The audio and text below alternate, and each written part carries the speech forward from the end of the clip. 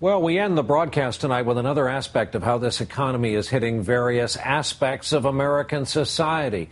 How about its effect on kids who in some cases no longer have a home and are having a rough time keeping their heads in their schoolwork and staying happy?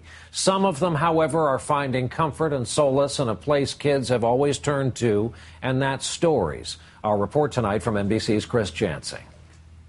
Brookie, you had something, Dad? For months, 10-year-old Brooke Benavides was keeping a big secret. It always hurt every single day just thinking about it. She was worried about what her friends would think if they found out. Then her fifth-grade teacher, Mrs. Nelson, read a book about a girl whose family was living in their car. I pretended like I hadn't washed my hair in the bathroom of the Texaco gas station that very morning. Suddenly, Brooke, who never told anyone that her own family lived in a tent in this field in Minnesota, felt she wasn't alone. I thought I was the only one that had to go through this, but then I realized there's other people too. A recent study found that compared to 5 years ago, 49% of teachers are seeing more students arrive at school hungry. 36% are seeing more students who are homeless. Now, authors are writing books about kids facing these challenges from preschool through high school, with teachers and parents using them as a kind of therapy. I'm seeing more books like this than I have seen in a career that spans decades.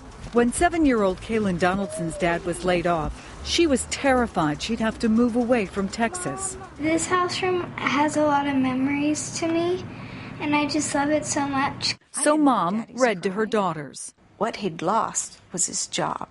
The stories calmed Kaylin's fears, and her mom's too. I can't come up with all the scenarios that are going to allow my children to understand. I need the help of others. And back in Minnesota, Good job, sweetheart. just one day after Mrs. Nelson read that book, Brooke told her, and then her friends, that she'd been homeless too. I've seen understanding, the kindness just radiated out of them. Brooke's family is now back in an apartment, and she sees good coming out of the bad times. It doesn't matter where you live or what you do or what you wear or what you look like. It's always in the inside that matters. A life lesson that's truly a happy ending. Chris Jansing, NBC News, Katy, Texas.